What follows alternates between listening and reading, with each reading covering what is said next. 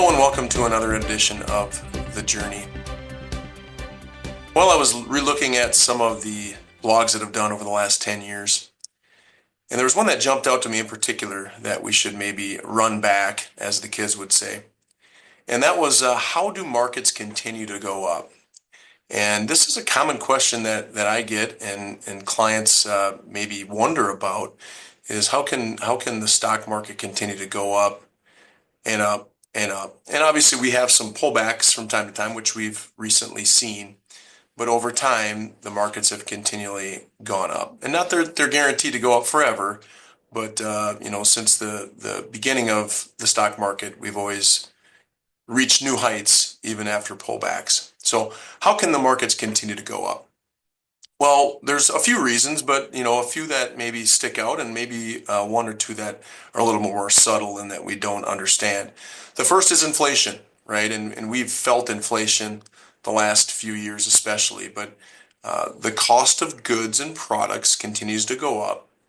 Wages continue to go up. So naturally, profitability and the profits of companies will continue to grow.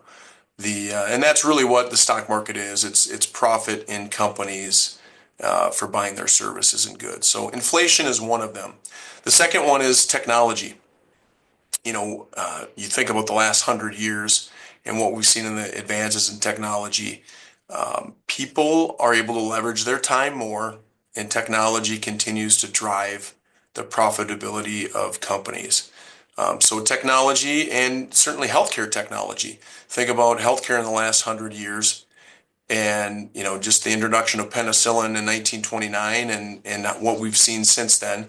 Now with pills and radiation and chemotherapy and new parts, new hips, new knees, the quality of life and just the length of life has gone up, and I would assume will continue to go up, which adds to the population, at least, the population on Earth, more people to buy the goods and services of different companies. The third one that I'm going to mention is a little bit more subtle, and maybe we don't quite understand. And that is, different companies are running the race. And what I mean by that is if you bet on horse racing, Secretariat is probably the horse that is most well known in the history of horse racing. Secretariat ran that race 40 years ago, but no longer can you bet on Secretariat. But you do have new horses to bet on every year. And if we look at the history of the market, that is the same for companies. So let's go back to about the year in which Secretariat ran actual races. And 1976 is the closest year in which there was a change to the Dow Jones Industrial Average. And the Dow Jones Industrial Average is 30 different stocks, and the components make up kind of a swath of the U.S. economy, to give you an idea of what the economy is doing. So if we go back, in 1976, you can see these companies that were in the Dow Jones, right? We have Chrysler, we have Goodyear, we have General Electric, General Foods, International Paper Company, 3M, Sears, Texaco, Union Carbide, United Technologies. So those are some of the 30 companies that made up the Dow Jones Industrial Average back when Secretariat ran. Now, obviously, if you think about this, some of these companies are no longer even solvent, right? They're no longer in business. And if we just held those companies over time, it is very true, those companies and your money might go away, right? Because if you own Sears when they go bankrupt, well, as a stockholder, you lose that value.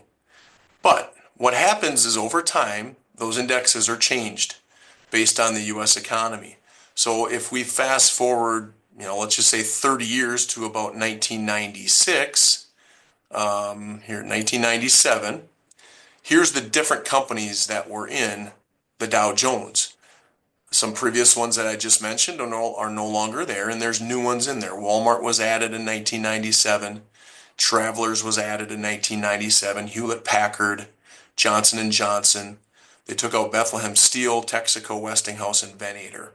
Okay, Sears is still there. Procter & Gamble is part of it now. 3M was part of it at that point. So now 1997, there's different horses running that race.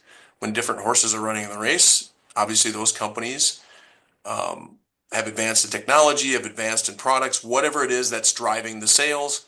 You're seeing that in the Dow Jones Industrial Average.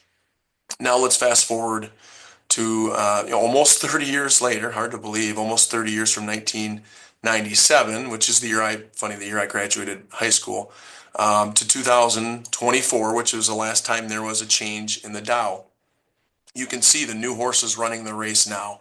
Apple is part of it. Amazon is part of it. Cat, McDonald's, Home Depot, Nvidia, Walmart is still there. Disney, Visa. Intel was dropped and Dow was dropped in 2024. So as I mentioned before, there's different horses running the race. Sears is no longer part of the Dow. And if you think about Sears in 1997 and certainly in 1976, they were probably the Amazon of retail.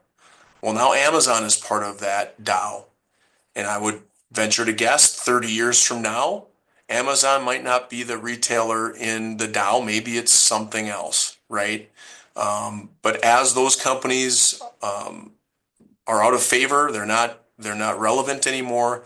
They are replaced in those indexes, and certainly the Dow 30, they are replaced there. And that Dow Jones Industrial Average will continue on to new heights because those companies that are more relevant and more profitable than the ones that are in there today. I hope that gave you some insight on what the Dow components really are made up of and the companies that make up that Dow. And maybe now when you look on the news and see the Dow ticker flash across the screen, you understand why it's going up or maybe going down and are able to understand that a little more. Thanks for watching. Have a great month and we'll talk to you soon.